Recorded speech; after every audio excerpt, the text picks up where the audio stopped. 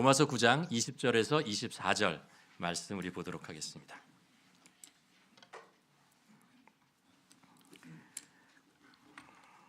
저와 함께 한 절씩 교독하시겠습니다. 로마서 9장 20절입니다.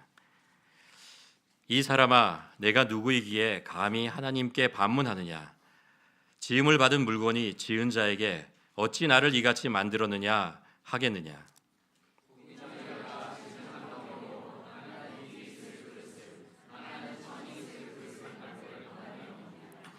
만일 하나님이 그의 진노를 보이시고 그의 능력을 알게 하시고자 하사 멸하기로 준비한 진노의 그릇을 오래 참으심으로 관영하시고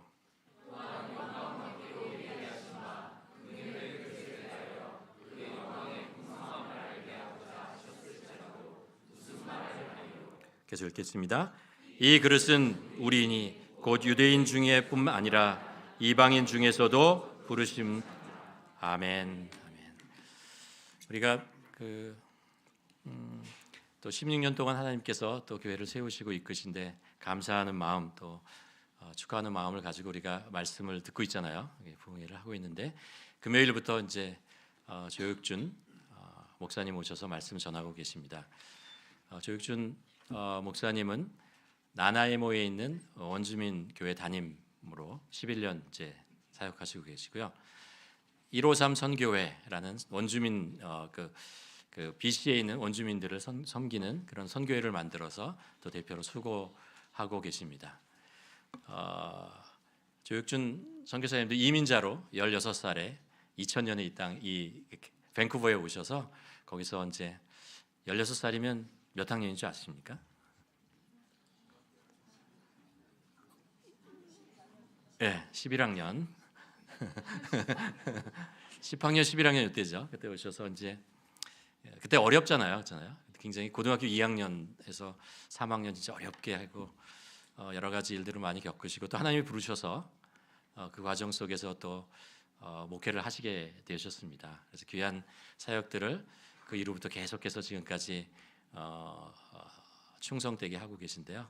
오늘 이렇게 오셔서 또 말씀을 전해 주시게 되었습니다. 오늘 이제 마지막으로 말씀을 전하시는데 나중에 또 원주민 선교에 대한 또 이렇게 여러 가지 또 가르침을 위해서 또 한번 초대하면 좋을 것 같은 그런 마음이 듭니다. 우리 조육준 선교사님 나올 때, 목사님 나올 때 우리 박수로 환영하며 우리가 하나님께 영광 돌리는 시간 가졌으면 좋겠습니다.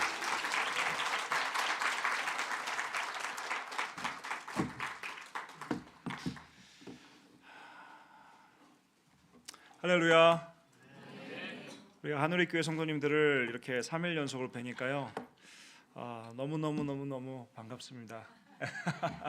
여러분 모두를 예수 그리스도의 이름으로 축복합니다. 네.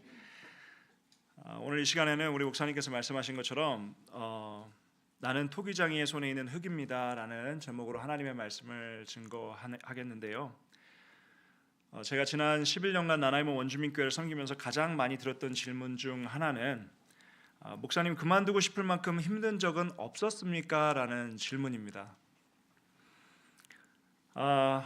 여러분 그만두고 싶었을 때가 있었을까요? 없었을까요?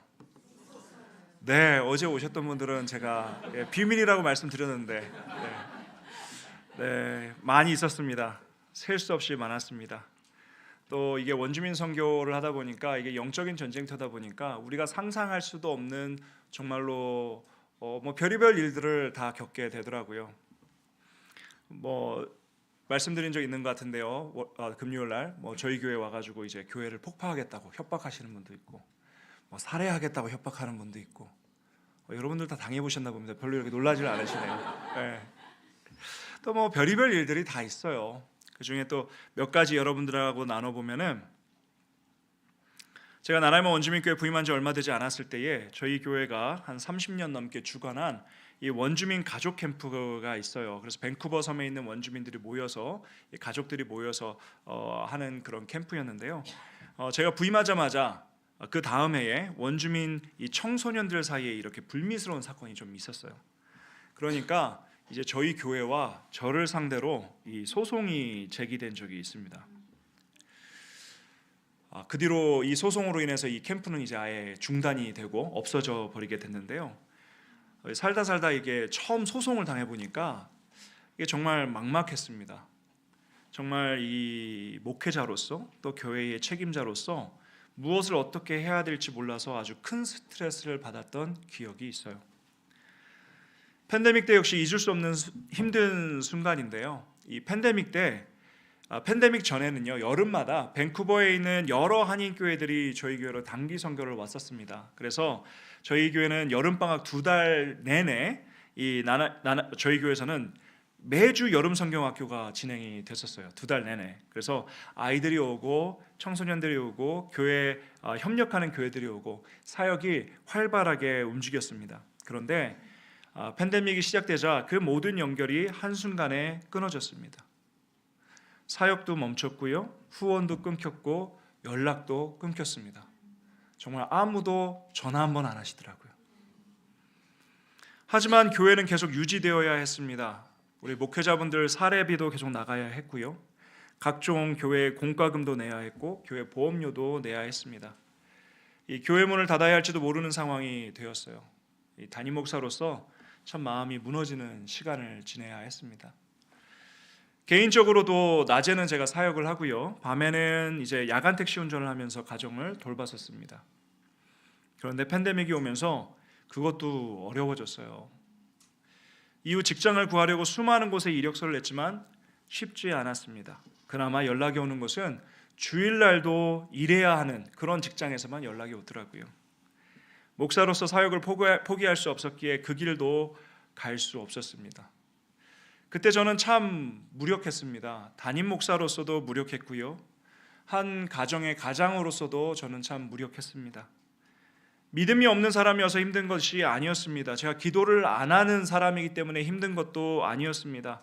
하나님을 사랑하지 않아서 힘든 것도 아니었습니다. 하나님을 너무나도 사랑하고 하나님 말씀대로 살아가려고 하고 열심히 기도하는데도 힘들었습니다. 사명을 붙잡고 하나님의 교회를 지켜나가려고 노력하는 것도 매우 힘들었습니다. 제 마음이 무너졌어요. 이런 상황이 되니까요, 이 우울증이 오더라고요. 우울증이 오니까 이렇게 바깥을 바라보고 있으면은 내가 목사임에도 불구하고요, 내가 죽어야 하나? 그런 생각이 들게 되더라고요. 이전에는요, 제가 예수 믿으면서 극단적인 선택을 하는 것을 보면은 이해할 수가 없었습니다. 어떻게 예수를 믿으면 그럴 수가 있지? 그런 것을 정죄했는데요, 제가 이런 경험을 하고 나니까 왜 사람들이 그렇게 극단적인 선택을 하는지를 이해할 수 있게 되었습니다. 결국 이제 우울증 약도 먹고 상담도 받고 여러 가지 도움을 받고 또 기도 가운데 이겨낼 수가 있었는데요, 이외에도 여러 가지 힘든 일들은 앞서 말씀드린 것처럼 많은 힘든 일들은 너무 많이 있습니다. 우리 원주민들에게 욕을 얻어먹고 사는 것은 종종 있는 일이고요. 그런데 제가 참 소심합니다. 제가 트리플 A형이에요. 그런 트리플 A형인 제가 이렇게 사역을 감당하다 보니까 스트레스도 너무 많이 받을 때도 정말 많이 받고 그만두고 싶을 때가 정말 많이 있죠. 그런데 솔직히 말하면은요, 그 모든 어려움보다 더 힘들었던 순간이 있었습니다. 여기 앉아 계신 성도님들에게 말씀드리기는 참 부끄러운 이야기인데요, 저에게 있어서 가장 힘들었던 순간은요, 그것은 남들이 잘 되는 것을 볼 때가 제일 힘들었어요. 저는 최선을 다해서 하나님의 말씀에 순종하려고 노력해왔고 그렇게 살아가고 있습니다. 그래서 아무도 잘 가려고 하지 않는 낮은 자리, 문 닫기 직전에 원주민 교회를 섬기기로 선택했습니다. 그리고 그곳에서 교회를 지키고요, 원주민 영혼들을 섬기고 아이들을 섬기고 가정을 섬기며 살아왔습니다. 그 가운데도 또 열심히 노력해서 원주민 선교로 박사학위도 받았습니다. 저는 하나님께서 언젠가는 이 순종과 노력을 보시고 이 요셉을 감옥에서 총리로 바로 세워주셨던 것처럼 저도 다른 자리로 세워주시지 않을까 기대했습니다. 하나님께서 언젠가는 저를 더 큰 자리로 옮기시고 더 안정된 자리로 인도해 주시고 제가 했던 수고를 사람들이 알아주게 하시지 않을까 생각했습니다. 그런데 시간이 보니까요, 현실은 제 기대와 달랐습니다.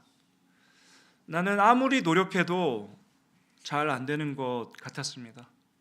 나는 순종한다고 했는데 길이 열리지 않는 것 같았습니다. 그런데 나보다 더 편한 길을 간 것처럼 보이는 동료 목회자분들은, 제 나이 또래의 목회자분들은 어느 순간에 신학교 교수도 되시고요, 또 큰 교회의 담임 목사가 되고, 또 그런 인정을 받고 좋은 자리로 가고 안정된 사역을 하는 것처럼 보였습니다. 그때 제 마음속에 서운함이 올라왔어요. 이 비교가 올라왔습니다. 원망이 올라왔어요. 하나님, 저는 순종했는데 왜 제 인생은 이렇습니까? 하나님, 저는 낮은 곳으로 왔는데 왜 저는 계속 낮은 곳에만 있습니까? 높은 곳으로 간 사람들은 계속 높은 자리로만 갑니다. 근데 왜 저는 계속 낮은 자리에만 있습니까? 하나님, 왜 저 사람은 저 자리에 있고 나는 이 자리에 있습니까? 그때 하나님께서 제 마음에 강하게 주신 말씀이 바로 오늘 본문 말씀인 로마서 9장 20절과 21절인데요. 우리 다 같이 한 목소리로 우리 한번 읽어볼까요? 시작.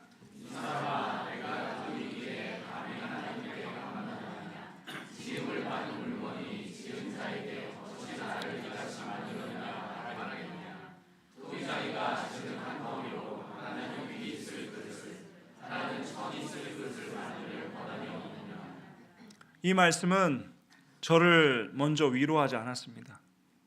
이 말씀은 저를 완전히 깨트려 버렸어요.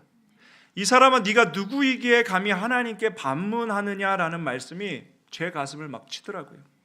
나는 하나님께 기도하고 있다고 생각했지만 사실은 하나님께 제가 따지고 있었습니다. 나는 하나님께 왜 나는 이 자리에 있습니까? 라고 질문하고 있다고 생각했지만 사실은 하나님을 심판하려 하고 있었습니다. 나는 억울하다고 생각했지만 사실은 내가 토기장이의 자리에 앉으려 하고 있었습니다. 사도 바울은요, 하나님을 토기장이로 말합니다. 그리고 인간을 진흙으로 말합니다. 이 비유는요, 인간의 자존감을 세워주기 위한 말씀이 아닙니다. 이 비유는 인간의 위치를 정확히 바로잡기 위한 말씀이에요. 하나님은요, 이 세상 모든 것을 창조하신 창조주이십니다. 우리는 그분의 피조물이에요. 하나님은 토기장이십니다. 우리는 진흙이에요. 하나님은 빚으시는 분이시고요, 우리는 빚어지는 존재입니다. 이 질서는 절대 바뀌지 않습니다. 아무리 시대가 바뀌어도 바뀌지 않는 질서입니다. 아무리 인간이 똑똑해져도 바뀌지 않습니다. 아무리 세상이 인간을 높여도 바뀌지 않는 질서예요. 그래서 우리는요, 스스로 태어난 존재가 아닙니다. 이 세상 그 누구도 부모 없이 태어난 사람 있습니까? 혼자 그냥 떡하니 세상에 태어난 사람 있습니까? 없어요. 내가 어느 시대에 태어날지 선택하지 않았습니다. 어느 나라에서 태어날지 우리는 선택하지 않았습니다. 어떤 부모 밑에서 태어날지도 우리는 선택하지 않았어요. 언제 죽을지도 알지 못합니다. 우리는 인생을 우리가 다 아는 것처럼 말하지만 사실 내일 일도 모르는 게 우리의 인생입니다. 우리는 모든 것을 통제할 수 있는 것처럼 행동하지만 질병 하나도 마음대로 막지 못합니다. 그게 몇 년 전에 있었던 팬데믹 사건이 그것을 증명하지 않습니까? 그렇게 발달된 과학기술이 최첨단 문명이라고 달리는 이 시대에 질병 하나로 인해서 전 세계가 완전히 다 얼스톱됐어요. 우리는 내 인생이 내 것이라고 말하지만요, 내 생명 하나도, 우리가 심지어는 숨 쉬는 것조차도 여러분 내 마음대로 할 수 없는 게 인간이에요. 그래서 성경은요, 창세기 2장 7절에서 인간이 흙으로 지음을 받았다고 말합니다. 그리고 창세기 3장 19절에서는요, 너는 흙이니 흙으로 돌아갈 것이라고 말씀합니다. 결국 인간은요, 흙이에요. 아무리 잘나도요, 우리는 흙입니다. 죽으면 다 흙돼요. 아무리 많이 가져도요, 흙입니다. 우리가 아무리 높은 자리에 올라가도요, 어떠한 권력을 갖고 있어도 결국은 흙이에요. 아무리 똑똑해도 흙입니다. 아무리 여러분들이 건강하고요, 얼마나 많은 근육을 가졌든 상관없이 죽으면 다 흙됩니다. 그러므로 나는 흙이라는 고백은요, 인간을 비하하는 말이 아닙니다. 이것은 하나님 앞에서 인간의 자리를 정확히 인정하는 고백이에요.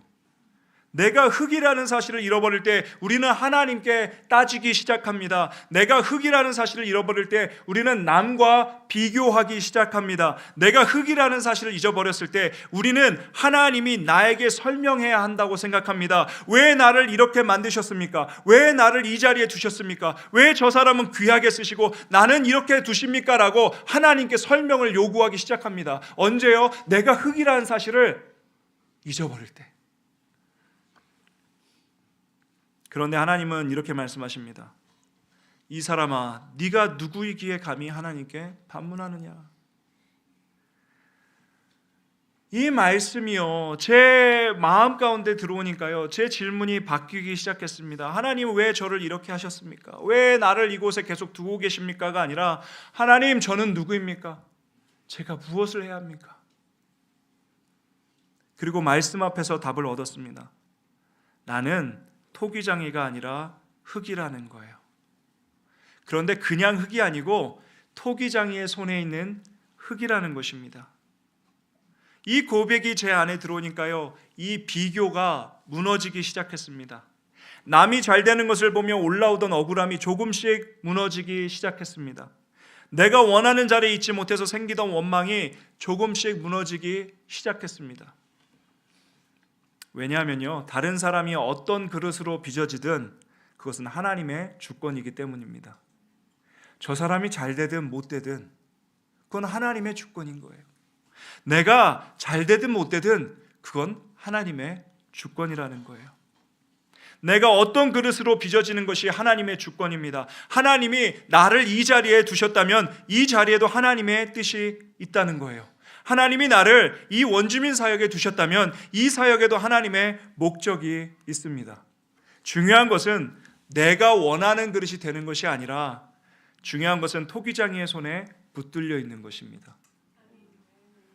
사랑하는 성도 여러분, 여러분도 마찬가지입니다. 여러분의 인생이 마음대로 되지 않습니까? 마음대로 되면 이 자리에 없겠죠. 가끔 가다 보면은 마음대로 되시는 분들이 있어요, 진짜.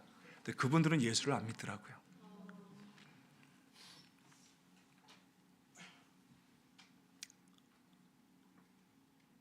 여러분의 인생이 마음대로 되지 않을 때가 당연히 많이 있을 겁니다. 그리고 남과 비교할 때 여러분 마음이 무너질 때도 있을 거예요.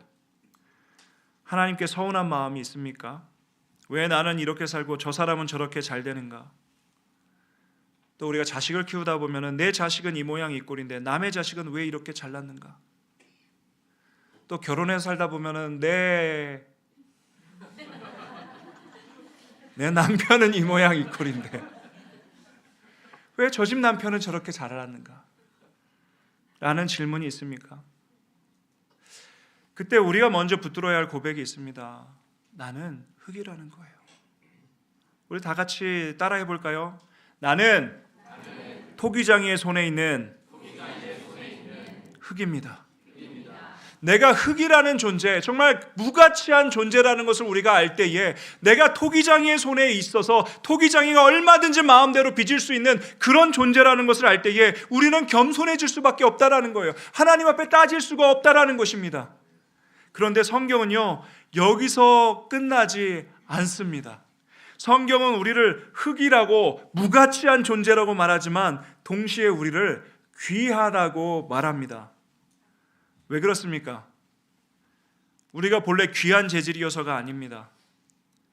우리가 능력이 뛰어나서가 아닙니다. 우리가 남보다 더 자격이 있어서가 아닙니다. 우리 안에 담긴 것이 다르기 때문에 우리가 존귀하다라는 거예요. 고린도후서 4장 7절 말씀은 이렇게 말씀합니다. 우리 다 같이 한번 고린도후서 4장 7절입니다. 우리 고린도후서 밑에 겁니다. 우리 다 같이 한번 읽어볼까요? 시작. 우리가 이 고백을 질그릇에 가졌으니 이는 심히 큰 능력을 하나님께 이기고 우리에게 있지 아니함을 알게 하려 함이라. 우리는 질그릇이라는 거예요. 질그릇은요, 여러분 금그릇도 아니고 은그릇도 아니고 나무그릇도 아니고 토기로 만든 흙으로 만든 그릇인데 제일 못생기고 깨지기 쉬운 나쁜 그릇이 질그릇이라고 합니다. 성경은 우리가 질그릇이라는 거예요. 그래서 우리는 약합니다. 깨지기 쉽다라는 거예요. 흠도 많습니다. 상처도 많습니다. 자랑할 것이 하나도 없습니다. 쓸데없는 것처럼 보입니다. 그런데 그 질그릇 안에 보배가 담겨 있대요. 그 보배는 바로 예수 그리스도입니다. 이것이 복음이에요.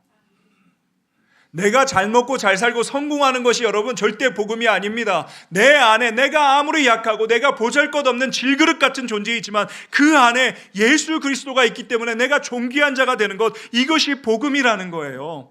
우리는 흙입니다. 그러나 예수 그리스도를 담은 흙이에요. 우리는 질그릇입니다. 그러나 예수 그리스도를 담은 질그릇이에요. 우리는 약하지만 우리 안에 계신 예수 그리스도는 약하지 않습니다. 우리는 부족하지만 우리 안에 계신 예수 그리스도는 부족하지 않으십니다. 우리는 흔들리지만 우리 안에 계신 예수 그리스도는 흔들리지 않습니다. 그래서 우리의 가치는 세상이 정하는 기준과 다릅니다. 세상은 큰 교회를 봅니다. 큰 교회가 좋은 교회입니다. 큰 교회가 성공한 교회예요. 세상은 높은 자리를 봅니다. 세상은 많은 재산을 보고요. 세상은 학벌을 봅니다. 세상은 성공한 이력을 봅니다. 그래서 심리학적으로 보면은요, 타인과 자신을 비교해서 나보다 남이 잘 되면 배가 아파하는 것이 매우 자연스럽고 정상적인 인간의 본능이라고 정의합니다. 이게 당연한 것이라는 거예요. 그러나 하나님은 그런 것을 먼저 보시지 않습니다. 하나님이 보시는 것은 이것입니다. 그 안에 예수 그리스도가 있는가? 그 사람이 예수 그리스도를 붙들고 있는가? 그 사람이 예수 그리스도께 순종하고 있는가? 그것이 하나님께 중요하다는 거예요. 세상의 눈으로 보면은 저는 당연히 성공한 사람처럼 보이지 않습니다. 그렇죠? 저는 이름 없는 원주민 교회를 섬기고 있습니다. 저는 큰 교회의 담임 목사도 아니고요. 신학교 교수도 아닙니다. 저는 집도 없고요. 모아놓은 돈도 없습니다. 말씀드린 것처럼 녹내장이 있어가지고 벌써 이제 10수년이 됐는데요. 눈이 잘 안 보여요. 침침합니다. 매우 고통스럽습니다.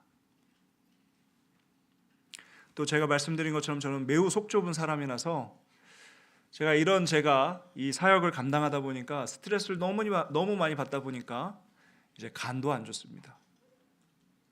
대인기피증도 있습니다. 그래서 저보고 보자고 하면은 저는 가슴이 두근두근대고 두렵습니다. 사람 보기가.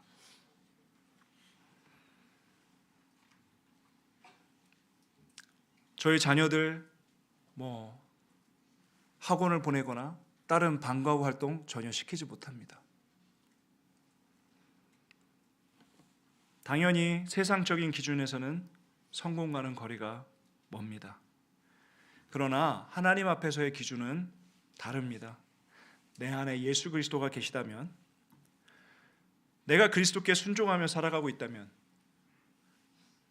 하나님이 맡기신 영혼들을 우리가 붙들고 살아가고 있다면 나는 하나님 앞에 귀한 존재라는 거예요. 여러분도 마찬가지입니다. 여러분이 세상에서 얼마나 인정받았는지가 여러분의 가치를 결정하지 않습니다. 여러분의 직분이 여러분의 가치를 결정하지 않습니다. 안수집사가 되고 장로가 되고 권사가 되고 목사가 돼도요, 그것이 우리의 가치를 결정하지 않습니다. 여러분의 재산이 여러분의 가치를 결정하지 않습니다. 여러분의 학벌이 여러분의 가치를 결정하지 않습니다. 여러분의 성공이 여러분의 가치를 결정하지 않습니다. 오로지 여러분 안에 예수 그리스도가 계신다면 여러분 그 자체로 귀한 그릇이라는 거예요. 예수 그리스도를 붙들고 있다면 여러분은 하나님 앞에서 존귀한 사람이라는 것입니다. 그러므로 여러분, 우리는 더 이상 비교하면 안 됩니다. 비교는 흙이 토기장이의 자리에 앉으려 할 때에 생기는 마음이에요.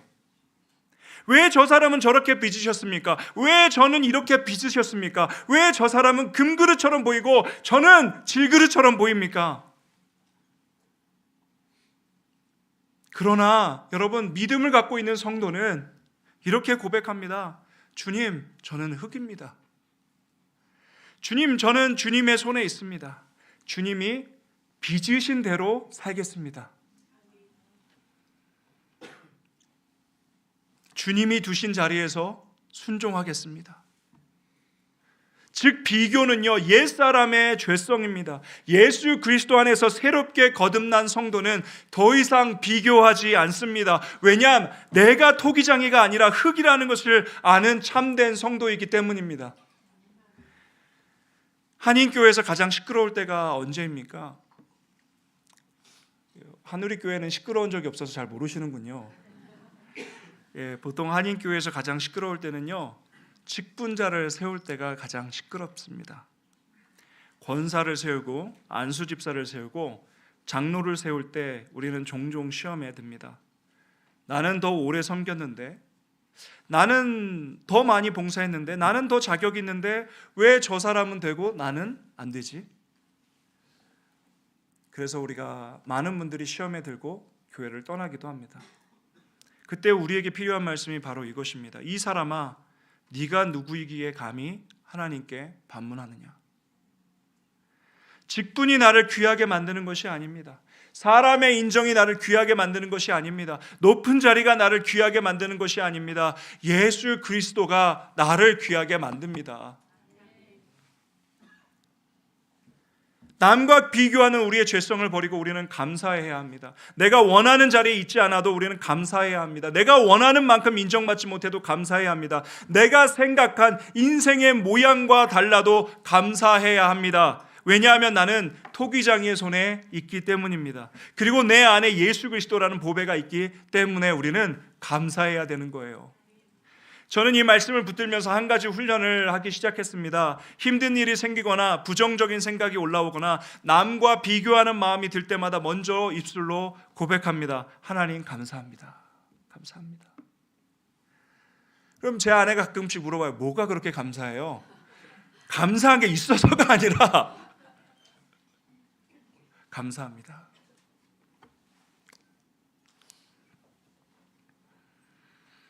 상황이 좋아서 감사한 것이 아닙니다. 문제가 다 해결돼서 감사한 것이 아닙니다. 내 마음이 편해서 감사한 것이 아닙니다. 하나님이 토기장이시기 때문에 감사한 것입니다. 나는 그분의 손에 있는 흙이기 때문에 감사한 것입니다. 내 안에 예수 그리스도가 계시기 때문에 나는 감사한 것입니다.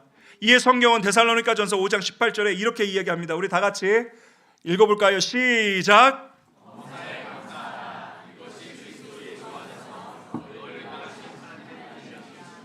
여러분, 범사에 감사라는 거예요. 범사에 감사라는 말은요, 좋을 때나 기쁠 때나 뿐만 아니라 힘들 때와 슬플 때 모든 상황 속에서도 하나님이 토기장이심을 인정하라는 뜻입니다. 나는 그분에 있는 흑임을 고백하라는 거예요. 그런데 여기서 끝나면 안 됩니다. 우리는 흙이고 우리는 예수 그리스도를 담은 귀한 그릇입니다. 그렇다면 이제 우리는 깨끗한 그릇으로 준비되어야 합니다.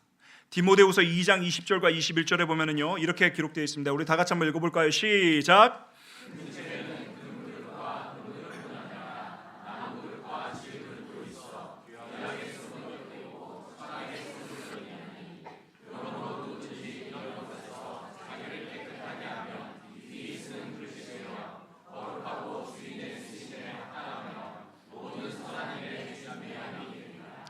즉 큰 집에는요, 금그릇과 은그릇뿐만 아니라 나무그릇과 질그릇도 있지만 결국 하나님께 쓰임받는 그릇은요, 자기를 깨끗하게 하는 자가 하나님께 귀히 쓰임받는 그릇이 된다라고 성경은 말하고 있어요.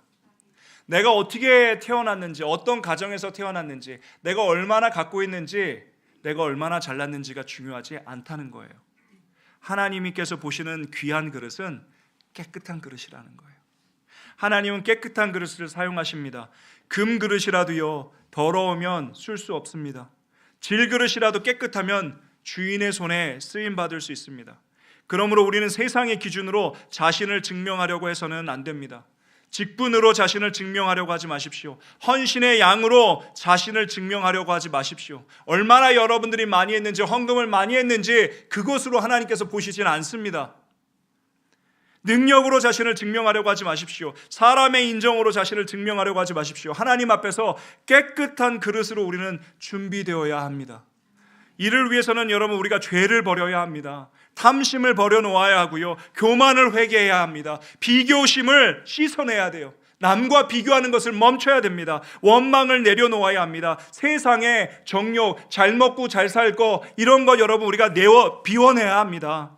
비난과 부정적인 말을 멈춰야 합니다. 특별히 여러분 교회의 목회자와 여러분 리더십을 향한 비난과 원망은 우리가 절대로 해서는 안 되는 거예요. 하나님은 능력 있는 사람보다 깨끗한 사람을 사용하십니다.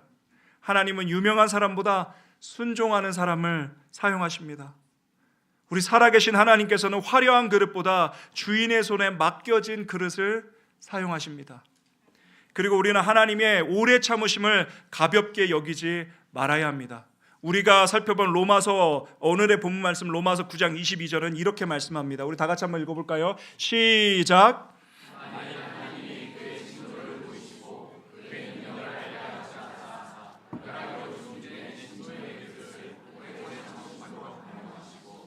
하나님은요 너무 좋으신 분이라서 오래 참으시는 분이십니다. 그러나 하나님의 오래 참으심은요 죄를 그냥 넘어가신다는 뜻이 아닙니다. 하나님의 오래 참으심은 우리에게 회개의 기회를 주신다는 뜻입니다. 요즘 세상이 돌아가는 모습을 보십시오. 곳곳에서 전쟁의 소식이 들려옵니다. 우리가 살고 있는 캐나다 땅이 안전해서 그렇지 여러분 전 세계는 지금 전쟁의 소용돌이에 몸부림치고 있습니다.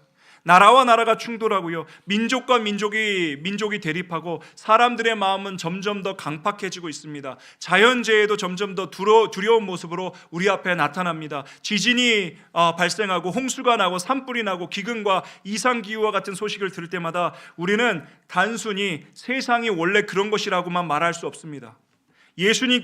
우리 주 예수님께서 마태복음 24장에 이렇게 말씀하십니다. 마지막 때에 난리와 난리의 소문을 듣겠고 민족이 민족을 나라가 나라를 대적하여 일어나겠으며 곳곳에 기근과 지진이 있을 것이라고 말씀하셨어요. 물론 우리는 정확한 날짜를 알 수가 없습니다. 주님이 언제 다시 오실지 아무도 모릅니다. 그러나 한 가지는 이에 예수님께서도 그날과 그때는 아무도 모르고 하나님만 아신다고 마태복음 24장 36절에 말씀하고 계십니다. 그래서 여러분 그날 안다라고 생각하는 사람들 쫓아가면 절대 안 됩니다. 이건 아무도 몰라요. 그런데 한 가지는 분명합니다. 이 세상은 영원히 계속되지 않는다는 거예요. 역사는 하나님의 심판을 향해 지금 달려가고 있습니다. 그러므로 세상 성도는요, 세상 돌아가는 모습을 보며 두려움에 사로잡힐 것이 아니라 우리는 깨어 있어야 합니다. 마지막이 가까움을 우리는 볼수록 더욱 정신 차리고 신앙생활을 해야 합니다. 대충 여러분 예수 믿을 때가 아닙니다. 세상과 적당히 타협하며 살 때가 아닙니다. 죄를 품고도요 괜찮은 척할 때가 아니에요. 예배를 가볍게 여기고 기도를 미루고 말씀을 멀리하고 복음을 부끄러워하며 살 때가 아닙니다. 지금은 준비할 때입니다. 우리 주 예수님께서 돌아오실 그날을 우리는 준비해야 돼요. 지금은 회개할 때입니다. 지금은 깨어있을 때입니다. 지금은 우리가 복음을 붙들고 나아갈 때입니다. 지금은 예수님께서 오시기 전에 한 영혼이라도 더 주님께로 돌아오게 해야 할 때예요. 하나님의 아직 세상을 끝내지 않으신 것은요, 아직 회개의 문이 열려 있다는 뜻입니다. 그러나 그 문이 언제까지 열려 있지는 않습니다. 토기장이의 오래 참으심을 가볍게 여기면 안 됩니다. 하나님은 오래 참으시지만 영원히 참기만 하시는 분은 아닙니다. 은혜의 시간이 끝나면 심판의 시간이 반드시 옵니다. 그러므로 아직 기회가 있을 때 회개해야 합니다. 아직 하나님이 참으실 때 우리는 돌아와야 합니다. 아직 복음이 선포될 때 예수 그리스도를 붙들어야 합니다. 하나님의 인내를 멸시하고 계속 죄 가운데 우리가 머문다면요, 결국 하나님의 심판을 피할 수 없습니다. 성도는 두렵고 떨림으로 구원을 이루어가야 합니다. 마음이 죄로 굳어지지 않도록 회개가 습관화가 되어야 합니다. 회개하지 않잖아요. 여러분 주일 한번 빠졌을 때 여러분 어떻습니까? 교회 계속 잘 나오다가 교회 한번 빠지면 가슴이 쿵덕쿵덕쿵덕 거립니다. 근데 2번 빠지면 어떻습니까? 빠져도 괜찮네. 3번 안 나가면 어떻습니까? 괜찮구나. 4번 빠지면 어떻습니까? 교회를 언제 갔었지? 그런데 우리가 계속 회개하다 보면은요, 계속 죄에 민감하게 됩니다. 우리가 죄의 마음이 묻어지면 안 돼요. 그리고 하나님의 자녀된 우리는 아직 하나님을 오래 참고 계시는 이 시간에 한 영혼이라도 더 복음으로 살려내야 합니다. 이것이 바로 교회의 사명입니다. 이것이 바로 성도의 책임입니다. 제가 나나이모 원주민교회에서 지난 11년 가까이 사역을 하면서 제가 배운 것이 바로 이것입니다. 사역의 크기가 중요한 것이 아니고요, 사람들이 알아주는가가 중요한 것이 아니며 내가 원하는 자리로 올라가는지가 중요한 것이 아닙니다. 가장 중요한 것은 내가 토기장의 손에 붙들려 있는가, 내 안에 예수 그리스도가 계신가, 내가 깨끗한 그릇으로 준비되어 있는가, 내가 맡겨진 자리에서 복음을 위해 순종하고 있는가가 가장 중요한 것입니다. 여러분, 말씀을 맺겠습니다. 사랑하는 성도 여러분, 오늘 말씀은 우리에게 묻습니다. 너는 누구냐? 너는 누구냐? 여러분은 누구십니까? 세상은 말합니다. 너는 네가 가진 것으로 증명해라. 많이 가졌으면 그 가진 것으로 증명해라. 너는 네가 이룬 것으로 증명해라. 너는 네가 올라간 자리로 증명해라 라고 세상은 말합니다. 그러나 성경은 말합니다. 우리가 누구라고요? 흙이라는 거예요. 그런데 그냥 흙이 아니라 토기장이의 손에 있는 흙이라는 거예요. 너는 질그릇이다. 그러나 예수 그리스도를 담은 질그릇이라고 성경은 말합니다. 그러므로 여러분, 이제는 비교하지 마십시오. 그리고 원망하지 마세요. 하나님께 따지지 마십시오. 사람의 인정에 매이지 마십시오. 대신 우리는 감사해야 합니다. 그리고 회개해야 합니다. 깨끗하게 준비해야 합니다. 그리고 복음을 위해 살아야 합니다. 우리는 흙이라는 것을 절대로 잊어서는 안 됩니다. 그러므로 이제 이렇게 고백하며 살아가기를 바랍니다. 우리 다 같이 한번 따라해 볼까요? 주님, 저는 흙입니다. 그러나 주님의 손에 있는 흙입니다. 저를 주님의 뜻대로 빚으시고 깨끗하게 하시고 복음을 위해 사용하여 주옵소서. 이 고백으로 비교와 원망을 내려놓고 감사와 회개와 순종으로 하나님께 귀하게 쓰임받는 저와 여러분들이 되시기를 예수 그리스도의 이름으로 축원합니다. 우리 다 같이 기도하겠습니다. 여러분, 이 시간에 먼저 회개하기를 소망합니다. 여러분, 혹시 비교하지 않았습니까? 여러분의 삶을 보며 내 인생은 왜 이 모양이 이 꼴입니까? 자녀들을 보면서 왜 내 자녀들은 이 모양이 이 꼴입니까? 내 배우자를 보면서 내 배우자는 왜 이 모양이 이 꼴입니까? 내 부모를 보면서 내 부모는 왜 이 모양이 이 꼴입니까? 라고 여러분, 비교하며 원망한 적 없으십니까? 남이 잘 되는 것을 보며 여러분 배아파한 적 없으십니까? 여러분, 우리가 그럼 회개해야 합니다. 하나님, 내가 이 시간 흙이라는 사실을 배웠습니다. 나는 무가치한 존재인 흙이라는 것을 배웠습니다. 그저 하나님의 손에, 토기장의 손에 있는 흙입니다. 하나님께서 빚으시는 대로 살아가는 것이 바로 내 인생이라는 것을 배웠습니다. 하나님, 내가 비교하고 하나님께 따지고 원망했다면 나를 용서하여 주시옵소서. 이제부터 하나님 손에 있는 흙으로서, 질그릇으로서 예수 그리스도를 품고 깨끗한 그릇이 되어서 하나님께 귀하게 쓰임받는 그릇이 되길 소망합니다. 나의 죄를 용서하여 주시고 깨끗한 그릇이 될 수 있도록 나를 도와주시옵소서. 성령으로 나를 가득 채워 주시옵소서. 그래서 하나님께 귀하게 쓰임받는 그릇이 되게 해달라고 여러분, 시간 다 같이 주여 한번 부르짖고 회개하고 하나님께 귀하게 쓰임받는 그릇 되게 해달라고 다 같이 기도하겠습니다. 주여, 사랑이 많으신 하나님 아버지,